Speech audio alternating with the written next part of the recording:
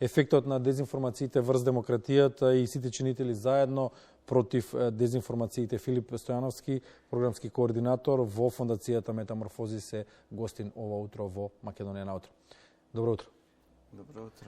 Добре дојдовте на една од омилените теми на новинарите, на оние кои што работат во медиумите, за да ни биде појасно на сите да го појасниме терминот дезинформација.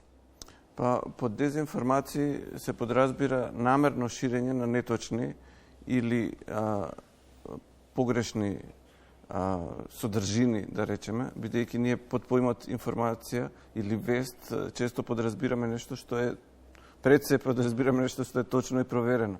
Дезинформација е обратно од она што новинарите би го нарекле вест, а тоа е содржина која што содржи, која што има во неа неточни работи и е направена со цел некого да наведе да направи нешто што е против неговите интереси. Например, да ги наведе граѓаните да прават нешто против демократијата, односно да прифатат ставови или да почнат да се однесуваат на начин што е спротивен на интересите на нашето општество.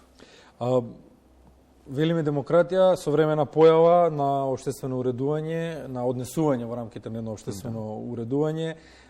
Какви се ефектите на дезинформациите врз слободниот живот, кој што каков што сакаме да го наречеме дека го живееме денес? Па, бидејќи претежно дезинформациите се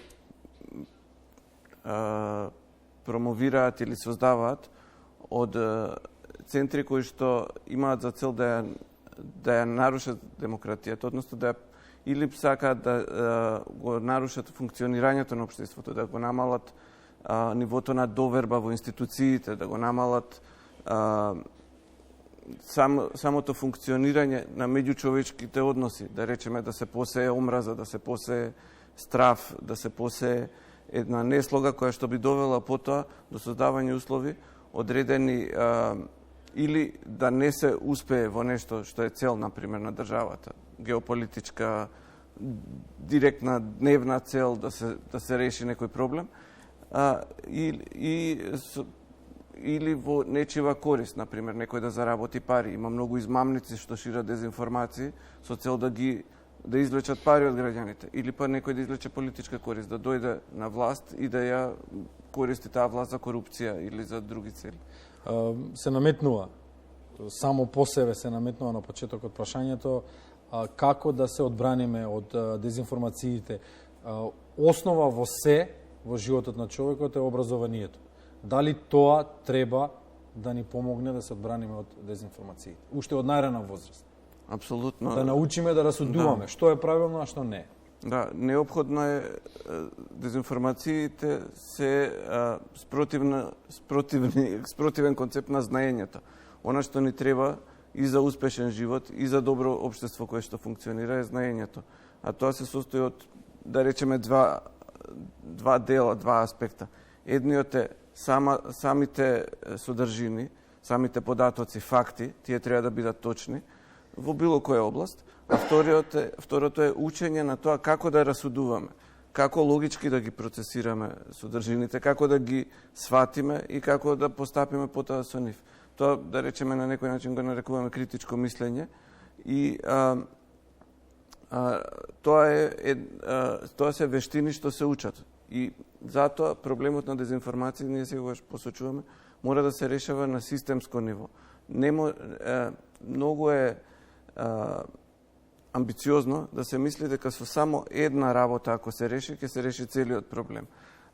Имаме кај нас, во нашето општество, имаме голема подложност на дезинформациите, бидејќи има на некој начин обработлива почва за да се посее тоа семе на дезинформации. Плодна почва, направена заради тоа што предходно немало доволно подготовки, да речеме, да се образуваат луѓето во рамки на формалниот образовен систем. Кога ќе излезат од образовниот систем, луѓето имаат многу малку прилики да стекнат нови знаења, а ние со развојот на технологиите гледаме дека секој ден ние мора доживотно да учиме. Не може да речеме, ова што го знам до сега ми е доволно за да имам успешен живот во наредната година или во наредните 50 години. треба да свесни сме дека цело време се јавуваат нови работи, а дел од тие нови технологии се погодни и за ширење на знаење, но и за ширење на дезинформации, за оно што е обратното од знаењето. И да бидеме свесни за вештините што ни се потребни и да ги обработиме тие содржини, е исто така голем напор и треба системски да се реши. Една важна работа тука е улогата на медиумите.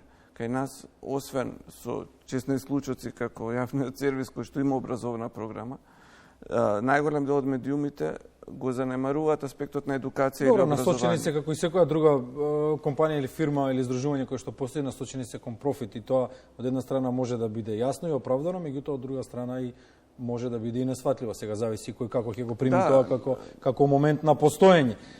Како да откриеме лажни вести, лажни информации, дезинформации? Живееме во дигитален свет, полека се станува скоро комплетно дигитален светот.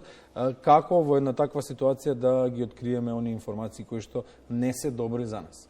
Кај нас има еден сервис за проверка на фактите кој што функционира од 2011 година, се вика Вистиномер, адресата е vistinomер.mk, основан од фондацијата Метаморфозис, и тој применува еден жанр на новинарството кој што се вика проверка на факти, кој што се однесува на јавно изнесување на тоа што е откриено дека се точни, а што се неточни работи кои што кружат во медиумската сфера или ги изговараат политичарите или ги објавуваат медиуми или на социјалните мрежи, кои што инаку се три главни фактори кои што граѓаните ги посочуваат како ширители на дезинформации во нашево истражување што е однеодамна објавено. И една работа која што ја гледаме во последниве 13 години е дека дел од дезинформациите се нови, се однесуваат на некои нови работи, но голем дел од нив се рециклирани или повторно употребени стари видови дезинформации, кои што доколку некој се запознае со нив во еден момент, ќе може да ги препознае и понатака. А она што викате, ако се стекнати вештините, односно она што го нарекуваме медиумска писменост, тоа е низа вештини кои што на граѓаните би им помогнали да препознаат што е квалитетна медиумска содржина, бидејќи и тоа е нешто што се учи. Не е вродено, туку треба да се пренесе и во преку образованието, кај што има сега почетни чекори, но сепак имаме најголем дел од населението кој што не е во образовниот процес, и затоа е многу важно прво медиумите да известуваат за дезинформациите. Граѓаните, иако се свесни за тоа дека постојат дезинформации и често отпосле увидуваат дека некој ги излажал, бидејќи нешто ќе им најават, например, плашете се, ќе удри метеор, купете го наши... Треба да научиме дека брзите решенија и дека спектакуларните наслови се најчесто, во најголемиот број случаи, 99,9999% се сензационалистички и се насочени кон публиката, кон популацијата со некои намери кои што не може да се видат на прва. Ние живееме во една економија на внимание. Граѓанинот треба да биде свесен дека неговото внимание, времето кое што го посветува на еден вебсайт, на еден медиум, гледајќи огласи, значи пари за некого. И многу често тоа се искористува преку такви некои манипулативни техники кои што се обидува да го привлече вниманието на граѓанинот, например со тие сензационалистички наслови кои што ги нарекуваат и мамка за кликови, кликбейт на англиски. Со цел одреден медиум да оствари финансиска корист заради тоа што после ќе им кажува на огласувачи, еве на мојот медиум дојдоа толку и толку луѓе. Но исто така целиот тој систем доведува до намалување на довербата, не само во институциите на системот, туку и во самите медиуми. Граѓаните, иако се може да бидат подведени, односно измамени од некој медиум или од било каков тип на дезинформација што кружат, не се само медиумите тука фактор. Тука се и луѓето кои што објавуваат на социјални мрежи без да проверат и слично, но и тие од една страна веруваат во дел од работите што ги добиваат, но исто така и не веруваат на голем дел од медиумите. Често тука се работи за исто така и за надминување на оно што се вика пристрасност. Луѓето се настојуваат да веруваат во она што ги потврдува нивните претходни ставови. Така што има многу манипулативни техники кои што на одредена група луѓе, знаејќи што тие претходно верувале, им се нудат содржини кои што би ги навеле да кликнат, иако тоа не има од никаква корист. Да сватат луѓето дека личната едуцираност, дека личната вистинска информираност е главниот одбранбен механизам против дезинформациите. Да, тоа е основа. Мислам, никој не може да ни помогне ако сами не сакаме да си помогнеме. Затоа и секој граѓанин, секој човек треба да работи на градење на своите, како да кажам, капацитети и способности и можности и така натаму. Тоа е еден вид на способност за самоодбрана од измамници во најмала рака. А потоа индивидуалната самоодбрана води кон колективна самоодбрана. Да, но и обратно. Доколку ние имаме системски пристап кој што во сите сфери на општеството ќе ги внесе овие вредности или индукција, дедукција, од општо кон посебно и од посебно. Да, и ќе ги прифатат, тогаш тоа би создало една отпорност на дезинформација, што го нарекувам. Ние сме дел од една група на граѓански организации и академски организации кои што заеднички минатата година поднесоа до институциите на системот и предлог да се направи системско решение за проблемот со дезинформација, кој што почнува со градење национална стратегија, да се соберат на едно место представниците и на државниот, и на граѓанскиот, и на научно-образовниот, академскиот сектор, и приватниот сектор, кој што е исклучително важен, за да може секој од своја страна... Мислите дека тука тоа би успеало, кај нас, на ова поднебје? Па, зошто да не, например? Имаме примери предходно. Ние сме работеле уште од 2004-2005 година на градење на национална стратегија за информатичко-комуникацијски технологии, за информатичко општество.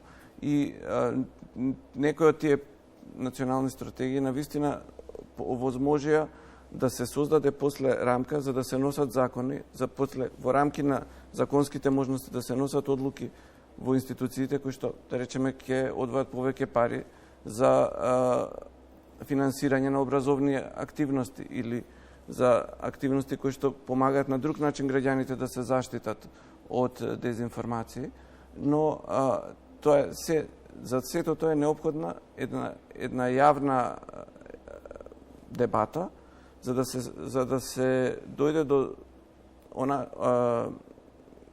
начини или одлуки како тоа да се спроведува, а без да се влијае на слободата на изразување и на другите човекови права. Бидејќи гледаме дека, да речеме, во земји каде што демократијата не постои или е загрозена, например Русија, таму имаме закон против дезинформации кој што се искористува против слободата на изразување, како цензура, например. Не смее да се каже дека државата е во војна. Ги ставаат во затвор луѓето кои што не користат соодветни изрази. И тоа е нешто што не смее да се случи во нормално општество. И затоа е многу важно сите да се вклучат во било каков напор за системско решавање, бидејќи сите сме дел од системот. Ние го правиме тој систем. Без луѓето системот не би функционирал. Не е тоа само... Системот постои за луѓето. Да. Меѓутоа, како ќе го насочиме, секпак тоа зависи од мнозинството и тоа зависи од интелектуалните капацитети и свеста пред се на мнозинството. Да, она што го имаме, например, од истражувањето е дека над 80% од граѓаните веќе неколку години конзистентно посочуваат дека дезинформациите се проблем и дека државата треба да стори нешто во врска со тоа.